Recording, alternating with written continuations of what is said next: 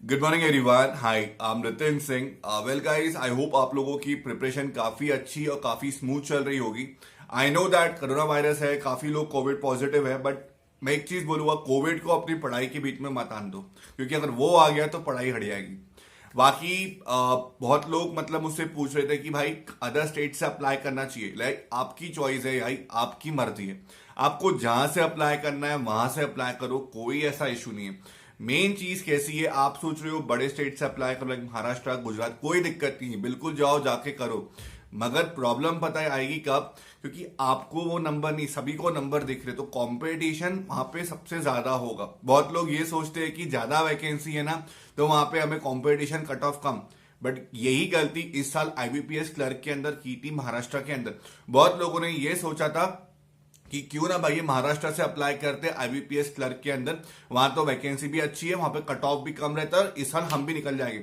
बहुत लोगों ने अप्लाई किया, जिसके कारण ये हुआ कि लास्ट ईयर 2019 में 61.75 कट ऑफ था और इस बार 69.75 था। तो लास्ट ईयर तो कट ऑफ एसबीआई का कम था महाराष्ट्र में, नो डाउट, बट इस साल कम होगा वो किसी को आइडिया नहीं है। सो आई विल सजेस्ट, अप्लाई करना है बिल्कुल अप्लाई करो। मेन चीज क्या आती है? मेन चीज आती है कि प्रिपरेशन। यदि आपकी प्रिपरेशन स्ट्रांग है ना, तो आप कोई भी स्टेट से अप्लाई करो, कोई फर्क नहीं पड़ता। और मैंने भी last year first time SBI दिया था और मेरा एक डिसेंट स्कोर था। तो मैं वही सोच के मैंने ये वीडियो बताऊंगा कि आपको किस तरीके से आप प्रिपरेशन को अपनी स्ट्रांग रख सकते हो। सबसे पहले आपको जानते हो कि इसमें कोई सेक्शनल कट ऑफ तो होता नहीं है। मेन चीज होती है ओवरऑल निकालना पड़ता है। अब आप दो सब्जेक्ट में अच्छे से अच्छा कर लो, एक में से नॉर्मल स्कोर कर लो तो भी निकल जाएगा। मगर मेरा पॉइंट ये है कि भाई चलो यहां निकाल लोगे, मगर मेंस के अंदर, मेंस में तो आपको कहीं ना कहीं चारों सेक्शन में इक्वली बैलेंस स्कोर रखना पड़ेगा, तभी आप मेंस निकाल सकते हो। इवन तो वहां भी कोई सेक्शनल कट ऑफ नहीं है। तो मैं आपको सजेस्ट ये करूंगा कि ये वीडियो को पूरा देखना, क्योंकि इस वीडियो में आपको डिटेल में बताऊंगा कि किस तरीके से आखिरी 40 दिन के अंदर आप एक प्रिपरेशन को और स्ट्रांग कर सकते हो। सबसे पहले गाइस आपको एक चीज बोलूंगा, मैथ्स के लिए सबसे इंपॉर्टेंट मुझे लगता है मैथ्स, क्योंकि मैथ्स ही बहुत लोगों का वीक होता है। बहुत लोग को ये लगता है कि एसबीआई क्लर्क है ना, तो मैथ्स वहां पे हार्ड आएगा। ऐसा है ही नहीं। जिस तरीके से आईबीपीएस क्लर्क का पैटर्न बनता है, उसी तरीके से एसबीआई का बनता है। अब मेनली आपको कोर टॉपिक बताता हूं कौन से होने चाहिए।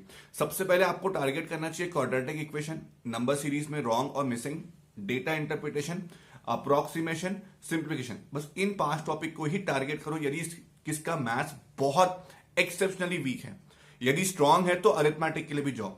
तो यदि मैं 5 टॉपिक की बात करूं तो आपको रेगुलर बेसिस पे, रेगुलर बेसिस पे नंबर सीरीज के रेगुलर, रॉन्ग और मिसिंग के 15 से 15 क्वेश्चन सॉल्व करने हैं रेगुलर। हाँ, डेटा इंटरप्रिटेशन के रोज के 5 सेट्स लगाने हैं, 5 सेट मतलब 25 क्वेश्चन। क्वाड्रेटिक इक्वेशन के 20 क्वेश्चन, उसके बाद अपना अप्रॉक्स के 20, सिंप्लीफिकेशन के 20, टोटल 40 क्वेश्चन।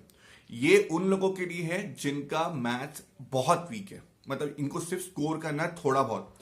उसके अलावा जिनका अरिथमेटिक मतलब मैथ्स डिसेंट है, वो लोग क्या करो कि आप लोग अरिथमेटिक के रोज के एक टॉपिक लो। अभी आपके पास कम से कम 40 से 45 दिन है, तो आप क्या करो, यदि आप आज के दिन फॉर एग्जांपल परसेंटेज लेते हो, तो परसेंटेज का बेसिक फ्रैक्शन से परसेंटेज से फ्रैक्शन, इसको सीखो। उस बेसिस पे कुछ क्वेश्चंस करो। या आप वीडियोस देख सकते हो यूट्यूब पे, या आप अन अकेडमी के स्पेशल क्लासेस में बहुत सारे लेक्चर्स लिए आशीष अरोड़ा सर ने या अंकुश लांबा सर ने, आप वो देख सकते हो। अरुण सर के लेक्चर्स देख सकते हो कि परसेंटेज से फ्रैक्शन, फ्रैक्शन से परसेंटेज, लेवल 1 वाले क्वेश्चन कैसे होते हैं। उसके अलावा तो आप 4 दिन तक एक एक टॉपिक को प्रैक्टिस करो, और उसके बाद अरुण शर्मा की बुक लो या आर एस अग्रवाल की बुक से उसको प्रैक्टिस करो। या सबसे बढ़िया सोर्स है गाइड डी का। उसमें कैसा होगा, आपको रेगुलर बेसिस पे मैथ्स, रीजनिंग, इंग्लिश, कॉन्ट्स, इन सभी के क्वेश्चन मिलेंगे, आपको जीके के क्वेश्चन मिलेंगे। सबसे इंपॉर्टेंट चीज कैसा है ना, कि इसमें इंग्लिश और हिंदी दोनों में क्वेश्चन अवेलेबल है। यदि आप कहीं अटक रहे हो, कहीं भी आप अटक रहे हो, आपको नहीं समझ में आ रहा, तो उसका वीडियो सोल्यूशन दिया है कि कैसे उसको सॉल्व करना है। तो ये सबसे बढ़िया है। तो इसके लिए क्या करो कि मैं लिंक दे दूंगा डिस्क्रिप्शन कॉलम में, वहां पे जाके सब्सक्राइब कर लेना। इसके अलावा एक चीज और बोलनी थी कि यदि बहुत लोगों का इंग्लिश भी वीक होता है, मैंने लास्ट ईयर दिया था, मेरा भी मिथ था कि एसबीआई का इंग्लिश बहुत हार्ड आता है, नहीं हो पाएगा। जब मैं लास्ट ईयर गया था, मैंने 21 क्वेश्चन इंग्लिश में अटेम्प्ट किए थे, और जितना मेरे को लग रहा है 4 से 5 ही गलत हुए होंगे, क्योंकि बाकी तो ऑलमोस्ट सब कुछ सही लग रहा था। मेरे इसमें लास्ट ईयर सेंटेंस रीअरेंजमेंट के क्वेश्चन थे, 5 थे। उसके बाद अपने आरसी था, एक मॉस्किटो बेस्ड आरसी था लार्वा वगैरह के ऊपर। एक क्लोज आया था 6 मार्क का, जिसमें मतलब बहुत इजी था, मतलब आपको एक स्टोरी टाइप क्लोज था, पोटैटो वेजिटेबल के ऊपर था, बहुत मतलब देखते रहो, मतलब मार्क कर रहे थे ऑप्शन। उसके बाद अपना था मिस स्पेल वर्ड थे, मिस स्पेल वर्ड थे कि कौन सा वर्ड गलत है। उसके बाद ग्रामर के पूरे क्वेश्चन थे। तो मेरे को लगता है यदि आपको इंग्लिश को स्ट्रॉन्ग करना है तो आप इंग्लिश में अपार्ट फ्रॉम ग्रामर, मेरे को लगता है आज के टाइम में ग्रामर से 5 से 6 मार्क का आता है, बाकी 24 से 25 मार्क का पूरा रीडिंग बेसिस होता है। मैं आज भी सुबह इंडियन एक्सप्रेस न्यूज़पेपर पढ़ रहा था। तो आप लोग क्या करो, यदि आप रेगुलर बेसिस पे ना हाफ आवर रोज का न्यूज़पेपर रीड किया करो, इंग्लिश का जो पढ़ना है वो न्यूज़पेपर रीड करो। उसके बाद क्या करो, आप रोज के कम से कम 2 से 3 आरसी प्री लेवल के सॉल्व करो। ये सिर्फ प्री के बारे में बता रहा हूं, मेंस के बारे में बात नहीं कर रहा हूं। 2 से 3 आरसी प्री लेवल के सॉल्व करो। इसके बाद क्या करने हैं, 15 क्वेश्चन ईच वर्ड स्वैपिंग के, 15 question para jumble of word, मतलब एक सेंटेंस में 3 बोल्ड में वर्ड है उसको रीअरेंज करना है वैसे।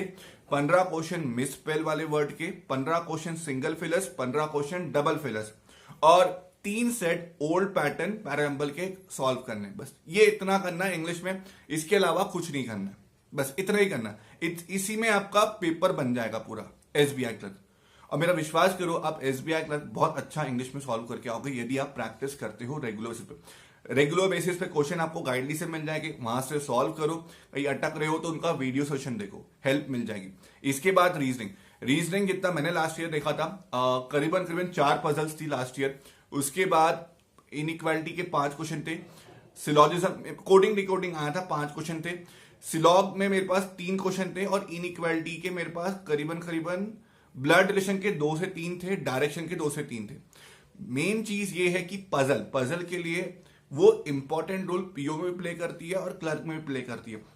यदि मुझसे कोई पूछे पजल्स कहां से पढ़ो फ्री ऑफ कॉस्ट, तो आई विल सजेस्ट अंकुश लांबा की 1000 पजल सेट की सीरीज देखो, या 100 पजल सीरीज वाली उनकी देखो, उससे आपको काफी हेल्प मिलेगी।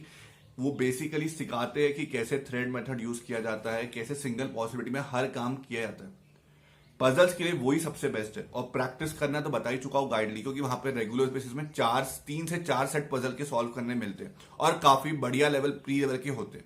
उसके बाद syllogism, inequality, blood relation, coding decoding, order and ranking, miscellaneous के क्वेश्चन। इसके लिए आप क्या कर सकते हो, या तो पुनीत सर को फॉलो करो, उनकी अनअकैडमी पे स्पेशल क्लासेस देखो, 100 से ज्यादा लेक्चर्स हैं, या I will suggest Ankush Lamba sir देखो, इनके भी मोर देन 150 लेक्चर्स है फ्री ऑफ कॉस्ट वाले, उसको आप देखो। और उसके बाद प्रैक्टिस के लिए मैंने आपको बता ही चुका हूं, गाइडली का पीडीएफ कोर्स रेफर करो। इससे कैसा होगा कि आपकी जो प्रिपरेशन है ना, आप लास्ट के 40 दिन में भी अच्छे से कर सकते हो।